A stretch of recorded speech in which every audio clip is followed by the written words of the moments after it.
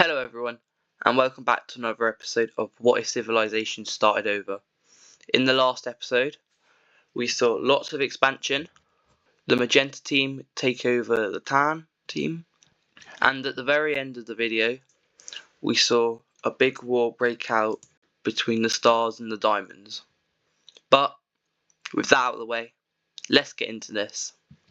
First, we're going to see that Italy is going to carry on wrapping around Switzerland, and they get to the border of the capital.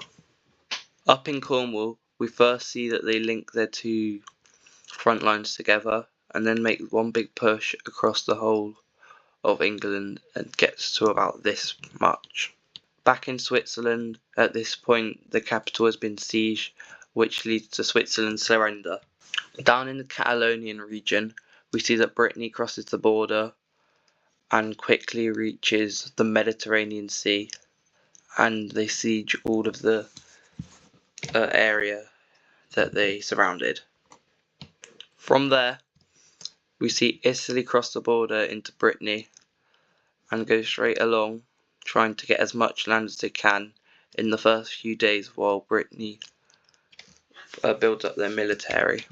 Back over in England, we see that Cornwall carries on expanding up and eventually reaches the Scottish border and uses that to their advantage, reaching the North Sea.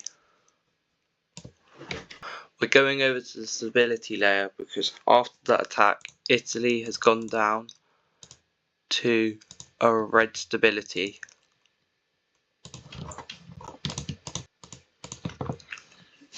We've gone over to the Arabian Peninsula because over in the Lime team, they're going to be making their exit from the Triangle Alliance. This leaves Caspia and Iraq pretty angry, but they don't act on their actions for now. Back in England now, we see that Cornwall carries on sweeping through.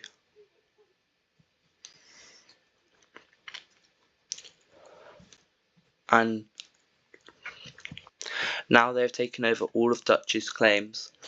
Now they've taken over all of their claims in the British Isles.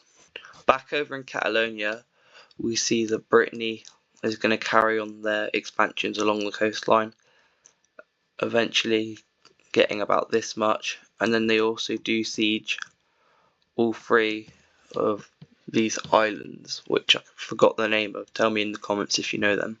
We do see them making a subtle push back in their mainland, but not too much. Going down to Italy's Spanish bit, we see that Lisbon is going to join the war on the side of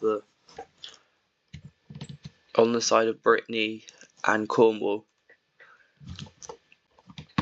So, because they did not think that this bit was going to be attacked, they pulled all of their troops away, which leads to Lisbon having a field day, sweeping straight through the country, and they also cross the Strait of Gibraltar, I think, and captures this major city.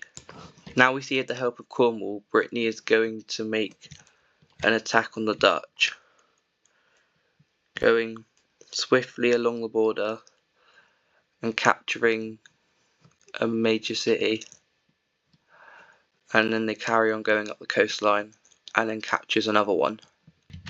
On the stability layer, things are just getting worse for Italy because now they're going into full civil war as they have hit dark red. So the three nations that we see break away is one in Catalonia. We see a green France breakaway, a green France/Monaco breakaway. Last but not least, we see the return of the Croatian country in a rebellion. Unfortunately for the Diamonds, we are going to see that the Czechians are going to pull out the war because they see that they're not going to win, and there's no point in them being in the war because they haven't been attacked yet. as the French carry on marching, getting one more city, and they also get the capital city,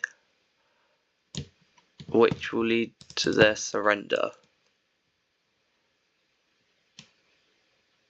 Down in the southern bit of Brittany, we see that all of their land has been encircled. We also see a push for them to start getting all of Switzerland back.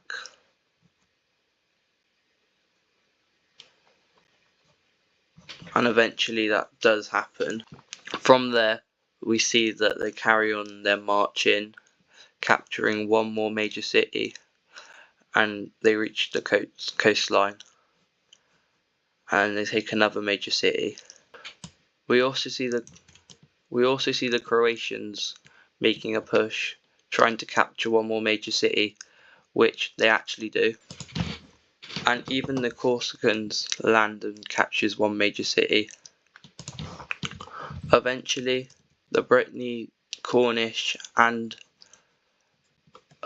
Swiss march down south, and they call this the March to Rome, where eventually they carry on marching down and captures not one but two more major cities before they get outside of the capital city, where they completely surround it. With only the capital city left, they starve them for a week before eventually taking the city. Let's take a look at a peace treaty of this massive war. For the peace treaty, I'm going to be doing a voiceover because there has been something to do with the files that hasn't been done right. Anyway, we see that Cornwall takes all of the Dutch's claim in the British Isles, so now they'll be called England. We see that Brittany takes lots of land from the Dutch in the south. We also see that they take Italy's panhandle along the coast, and also the islands. With the rest of the Dutch, we see that this little country get made. Switzerland takes 2 provinces, and with the rest of the Dutch, we're going to give them a new colour to symbolise the start of something new. With Italy, there's going to be a lot of splitting up. First we see that Switzerland reaches along to the coastline now. Monaco is going to get their independence away from Italy. We also see the Corsicans get their independence back after being invaded a few episodes ago. The Corsican rebels are going to be split into 2 groups. Corsica, represented by this purple colour, and Sardinia, represented by this reddish colour. Also, because of war losses, Italy has to release this orange country. Capital time. Bing bang bosh boo bang. Bong! So, anyways, we see Lisbon gets these 2 pockets, and the rest of it just gets completely obliterated. Anyways, thanks for watching this video. Please leave a like and subscribe, as we're trying to get to our goal of 1,250 subscribers before the end of June. Please leave a comment about if I should carry on doing thumbnails like this. But with that being said, goodbye.